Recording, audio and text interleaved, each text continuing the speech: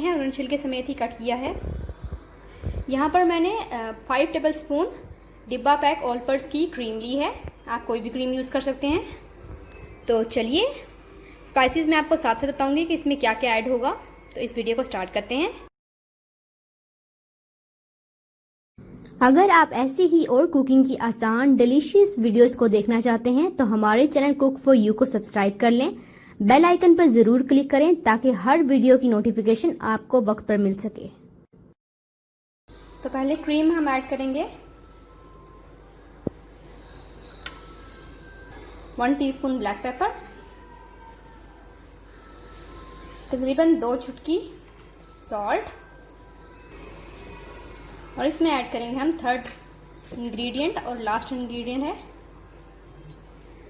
1.5 table spoon icing sugar. Mix कर लेंगे इनको अच्छे से।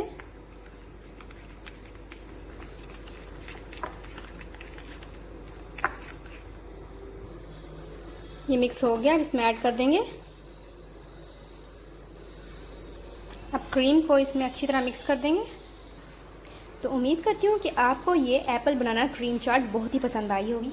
अगर आपको ये मेरी रेसिपी पसंद आई है तो मेरी वीडियो को शेयर करें, लाइक करें और मेरे चैनल को ज़रूर सब्सक्राइब करें। Thank you. अल्लाह हाफिज़।